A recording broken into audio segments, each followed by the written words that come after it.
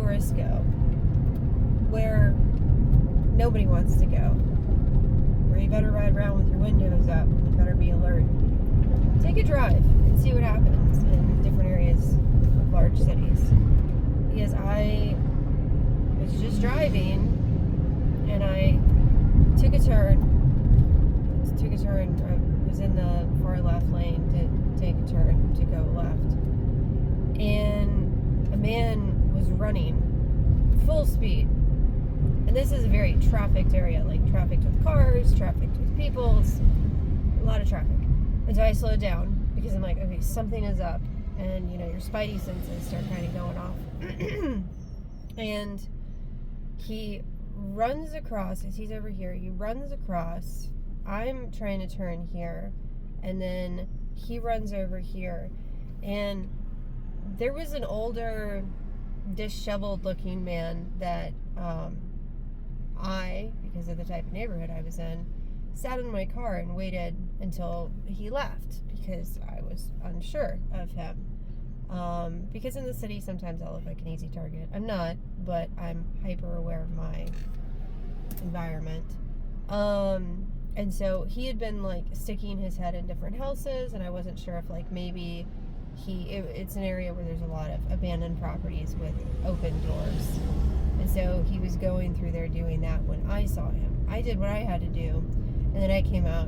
And so as this man is running across full speed, I'm slowing down. I take a left and he runs to the area that I'm going, and that the same older man that I had previously seen was standing there. And the man that was running, let's call him White Shirt, and then let's call the older man, just we'll call him older man. And so White Shirt runs up on older man and grabs him by the neck. Now I'm gonna stop. Grabs him by the neck and thrusts on his back at the same time and slams him to the ground. And I've seen a lot, you know, I've experienced a lot, but sometimes your brain just doesn't comprehend what you just saw, and then you're driving at that, and so then you're just like, you just keep driving for a minute, because you're like, what did I just see? And so then, like, reality snaps in as I'm like a block or two away from this situation. I'm like, I'm gonna turn around, because I have no idea what that was, because then it starts clicking to me, like, replaying the whole situational awareness stuff, is like, White Shirt guy does that to older man gets slammed onto the ground. There's another guy, let's call him Blue Shirt guy, that was in close proximity to older man, and then there was a white work van that was where White Shirt guy was running from, and because I'm looking at it in my rearview mirror, because again, my brain kind of shorted out on this situation, and that the white work van ended up parking next to it. So I have no idea what I just saw. And so I went from doing a hyperspeed video to putting you guys on regular film with no audio, so that in the event that something's going on, because I'm like, do I call 911? Like being in a large city throws your sense of reality and what you should and shouldn't do, because I'm like, well, if I call 911 and, like, you know, maybe they just took this guy. So I don't know what happened with older man versus White Shirt guy and Blue Shirt guy and the white work van. I have no idea what happened. All I know is that from the time that all of that happened to me doing 2 blocks to be able to, like, recognize what's going on, do the loop, turn you guys on while I'm driving, no one's there. And then I'm probably going to have people say, oh, you should have called the police. Well, it's like literally within, if the police don't have the ability to get to a situation such as that within a minute and a half, 2 minutes, which they're not, because this is a large city, you know, what do? I mean, that's why the prevalence of phones and everything, because I have to do the block, roll up my windows, make sure that my phone is on, because, like, you know, and make sure that I'm safe. But it's like, I think some people in the world or in the country are just walking around very detached from what's happening in other areas. And it's just funny because, like, I see videos about people getting so very agitated about, you know, things that are important to them, relevant to them, and like, oh, you know, so-and-so said this about me, and I'm so upset. And it's like, do you know how privileged it is? Everyone was talking about privilege. Do you know how privileged it is to be able to be upset about pronoun use? I know, I'm a jerk. It is incredibly privileged to be concerned about pronoun use when other people literally can't walk out their front door without, I don't know where I'm going, without fear of being assaulted, or fear, I don't think I'm supposed to be going over here. No. Without fear, Google's trying to get me to go through some like complex thing. Without fear of being assaulted. It is incredibly privileged to worry about all these different little things that are going on when other people don't have the ability to have food. Like, food insecurity is a huge deal in this country. And you know who tries to pick up the slack on that? Because, like, you know, I know a lot of people that are on food stamps and stuff like that. And you know what? Their food stamps don't give them enough money to be able to eat. And I understand that, like, you know, the food stamps are to assist with the ability of eating, but I think there's a disconnect in some of the food stamps recipients' ideology, where they feel like it should be enough to feed them completely for the month.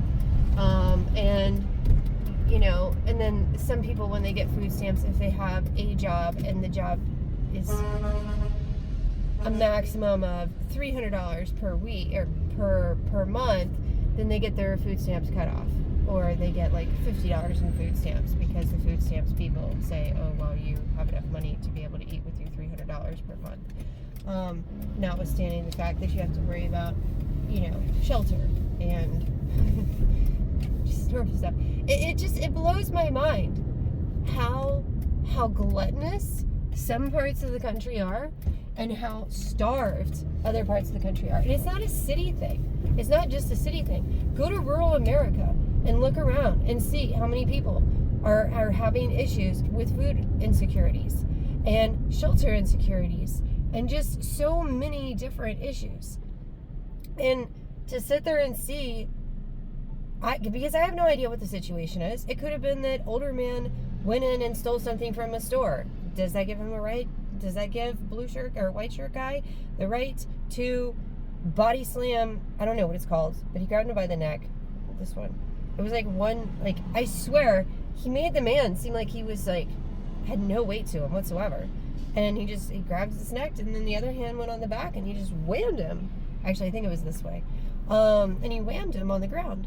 And then I see on, like, my TikTok feed, because I go on TikTok for a very specific reason, or I'll see on just different social media platforms, which I try really hard to stay away from, all of this complaining and crying and being upset about pronoun stuff or gender stuff, or just such privileged issues, such absolutely privileged issues, where I feel like if there was a reality check boot camp, not like, hey, we don't like that you are having whatever ideals you have, you know, because if you're, you know, straight, gay, bisexual, transgender, any of the things, if you were any of the things, I don't care.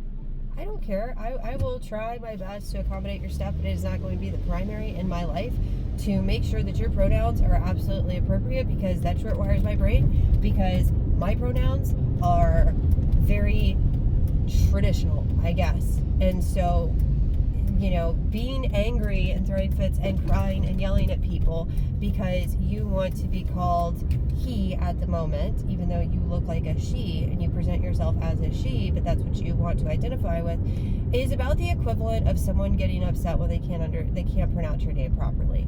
Like, I am in a very urban area for a good chunk of my days, and so I, you know, try my best to call people by their given names.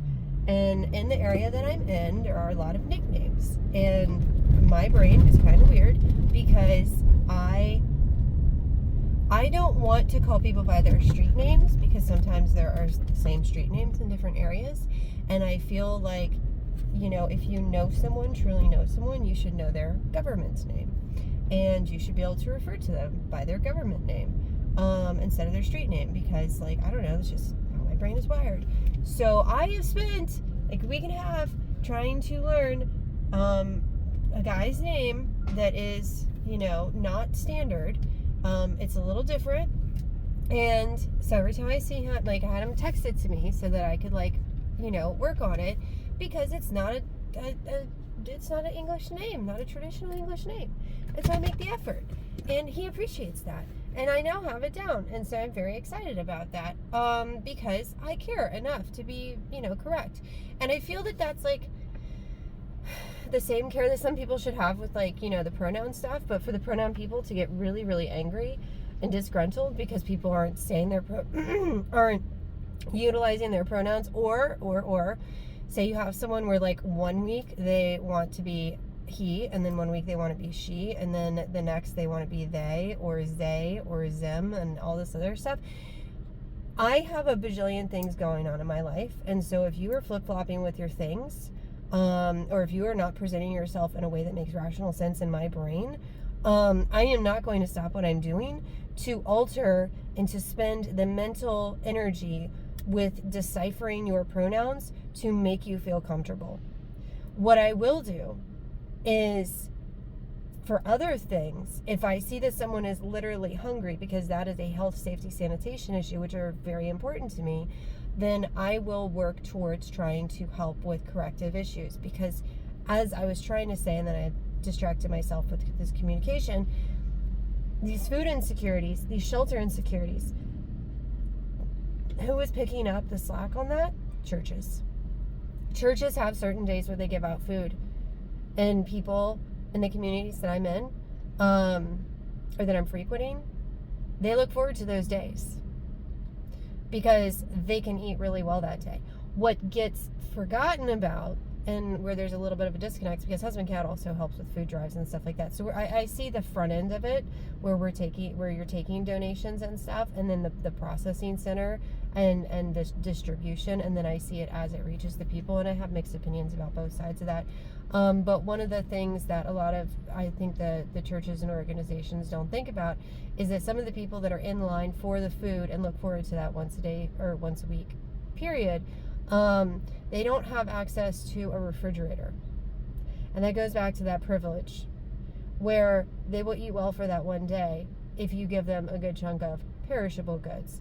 And it's funny because then you have non-perishable things that, like, are typically trying to be pushed out, but then with the perishable stuff, like, it is a huge problem. Just the whole thing, because if you can't afford food, sometimes you can't afford electricity, and if you can't afford electricity, you don't have a way to properly refrigerate your food, and so it's this ginormous problem that is ever present in certain areas, and I personally see it, and it makes me sad. And I have no idea what happened between white shirt guy, blue shirt guy, older man, white work fan. But for some reason, that whole mental leap of all the different situations that could have transpired with that situation, made me think about how privileged some of the country is to be so concerned, offended, and upset about pronouns versus surviving. So, if you have enough bandwidth, mental bandwidth, to get upset about your pronouns or other things that, no offense, but also offense, require more mental energy than just your bare minimum surviving of stable shelter, being you can go there. I know some people may have issues where they are sheltered, but, you know, like if you live with your parents and you don't like them, but they offer a roof over your head, that's stable shelter, which a lot of the population does not have access to. Not having to worry about where your food is coming from. not having to worry about where your personal hygiene products are coming from because they're provided for you or you can afford them, not worrying about transportation because if you have a doctor's appointment but you're bus dependent and then you don't have the $2 to ride the bus, if you are not having to worry about a way to refrigerate your food, if you are not having to worry about any of the things that you deem to be basic, consider yourself exceptionally privileged, blessed, fortunate.